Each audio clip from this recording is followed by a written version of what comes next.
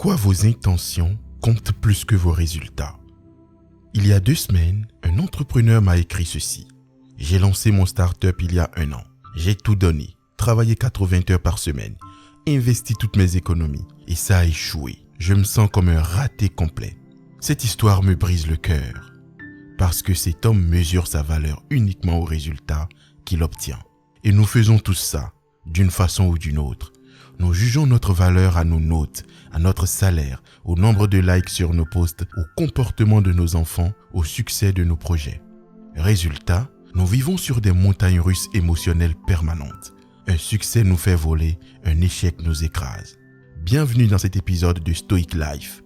Aujourd'hui, nous allons découvrir l'un des enseignements les plus libérateurs du stoïcisme. Pourquoi vos intentions et vos efforts comptent infiniment plus que vos résultats.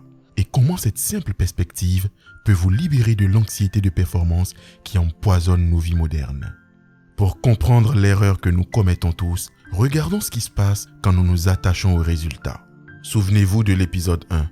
Il y a ce qui dépend de nous et ce qui ne dépend pas de nous. Vos résultats, ils dépendent partiellement de vous, mais aussi de 1000 facteurs extérieurs. Votre présentation peut être parfaite, mais votre client aura des problèmes financiers ce jour-là. Votre enfant peut avoir reçu la meilleure éducation, mais traverser une crise d'adolescence difficile. Votre livre peut être excellent, mais sortir au mauvais moment sur un marché saturé. En basant votre estime de soi sur des éléments que vous ne contrôlez pas complètement, vous vous condamnez à l'instabilité émotionnelle permanente. Quand on est obsédé par le résultat, on perd le plaisir du chemin. On ne vit plus le présent, on fantasme sur l'avenir. L'étudiant obsédé par ses notes ne prend plus plaisir à apprendre. L'artiste obsédé par le succès perd sa créativité. Le parent obsédé par la réussite de ses enfants oublie de profiter de leur enfance. Plus les enjeux sont importants, plus la peur de l'échec grandit. Et plus on a peur, moins on performe. C'est le paradoxe. En voulant trop bien faire, on fait moins bien. Sénèque l'observait déjà. Nous souffrons plus en imagination qu'en réalité. Face à ce piège, les stoïciens proposent une révolution mentale radicale. Jugez-vous sur vos intentions et vos efforts, pas sur vos résultats. Il ne dépend pas de toi d'être riche, mais il dépend de toi d'être généreux avec ce que tu as. Il ne dépend pas de toi d'avoir un corps parfaitement sain, mais il dépend de toi de prendre soin de celui que tu as. Vous voyez le changement de perspective? On passe de « ai-je obtenu ce que je voulais ?» à « ai-je fait ce qu'il fallait faire ?» Marc Aurèle, dans ses réflexions personnelles, se demande chaque soir « ai-je agi avec justice aujourd'hui ? Ai-je été utile? Ai-je fait de mon mieux avec les circonstances données ?» Notez, il ne se demande pas « ai-je gagné? Ai-je réussi? Les gens m'ont-ils approuvé ?» Il évalue ses actions par leurs conséquences. Dans le travail, au lieu de « mon projet a-t-il eu du succès ?» demandez-vous « ai-je donné le meilleur de moi-même? Ai-je été rigoureux, créatif, collaboratif ?» Dans les relations, au lieu de « mon conjoint m'aime-t-il encore ?» demandez-vous, suis-je aimant, présent, à l'écoute? Est-ce que je traite l'autre avec respect?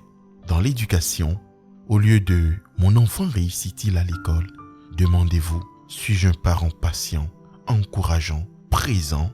Est-ce que je lui transmets de bonnes valeurs? Cette approche change tout. Votre estime de soi ne dépend plus du comportement des autres ou des aléas de la vie. Elle repose sur des fondations solides, vos valeurs et vos actions. Maintenant, concrètement, comment implémenter cette approche stoïcienne dans votre quotidien? Chaque soir, au lieu de vous demander « qu'ai-je accompli aujourd'hui ?» demandez-vous « quelles étaient mes intentions ce matin? Ai-je agi en cohérence avec ces intentions? Ou ai-je fait de mon mieux? Ou puis-je m'améliorer ?» Personnellement, je me fixe chaque matin 3 intentions. Être utile dans mon travail, être présent avec mes proches, prendre soin de ma santé. Le soir, je ne regarde pas si j'ai eu 1000 vues ou 10 000.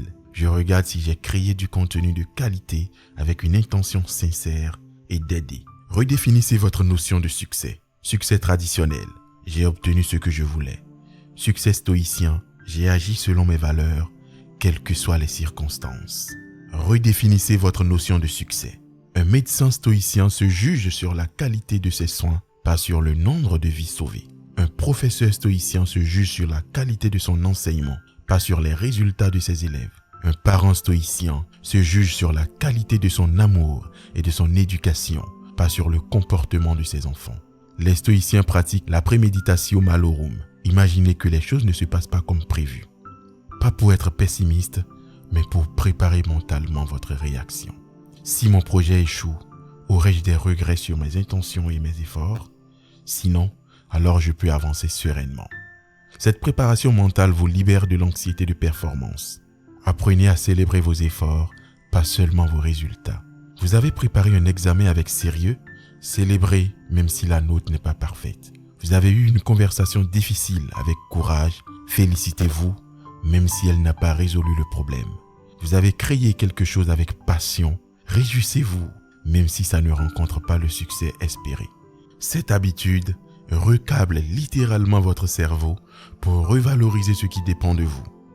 Maintenant, vous pensez peut-être, c'est bien beau, mais dans le monde réel, les résultats comptent. Et vous avez partiellement raison. Laissez-moi adresser les objections principales. Mon patron ne me jugera que sur mes résultats. C'est vrai, mais voici la subtilité. En vous concentrant sur vos intentions et vos efforts, vous augmentez paradoxalement vos chances de bons résultats. Pourquoi?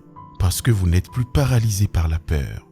Vous n'êtes plus dans la performance anxieuse, vous êtes dans l'action pure. Un commercial obsédé par ses chiffres stresse, se crispe, pousse trop. Un commercial focalisé sur la qualité de son service reste naturel, authentique et vend mieux. Sénèque était l'un des hommes les plus riches de Rome. Marc Aurèle dirigeait un empire avec efficacité. Il visait l'excellence, mais ne s'attachait pas aux résultats. L'approche stoïcienne dit « Donnez le meilleur de vous-même, puis lâchez prise sur les conséquences. » C'est plus exigeant que l'approche classique, pas moins. Les stoïciens avaient des critères clairs. Vos intentions sont bonnes si elles servent la justice, le courage, la tempérance, la sagesse. Concrètement, est-ce que mon action vise à aider, créer, améliorer, protéger? Ou est-ce qu'elle vise à impressionner, dominer, obtenir quelque chose pour moi seul? Pour clôturer cet épisode, voici une citation de Sénèque qui résume parfaitement cette philosophie des intentions. Chaque jour, chaque heure nous offre une bonne action, une parole généreuse, un travail difficile accompli. Ces actes valent par eux-mêmes, indépendamment de leurs fruits. Imaginez un monde où chacun agirait selon ses meilleures intentions, sans être obsédé par les résultats. Plus de manipulation, plus de calculs mesquins, plus d'anxiété de performance. Juste des gens qui font de leur mieux avec sincérité, quelles que soient les conséquences. Cette approche ne garantit pas le succès extrême, mais elle garantit quelque chose de plus précieux, la paix intérieure et l'estime de soi authentique. Alors, cette semaine, expérimentez cette approche. Avant chaque action importante, clarifiez vos intentions. Après chaque situation, évaluez vos efforts, pas vos résultats. Vous allez découvrir une liberté extraordinaire, celle d'agir sans peur, de créer sans angoisse, d'aimer sans attente. Prochainement, nous aborderons un sujet que notre époque a du mal à accepter. Comment méditer sur la mort peut transformer votre façon de vivre. Un épisode profond, mais nécessaire pour comprendre l'urgence stoïcienne de bien vivre. Merci d'avoir écouté Stoic Life. Si ces réflexions vous sont utiles, partagez-les avec quelqu'un qui en a besoin. Et souvenez-vous, vous n'êtes pas responsable des fruits de vos actions, mais vous êtes entièrement responsable de la qualité de vos intentions. À bientôt.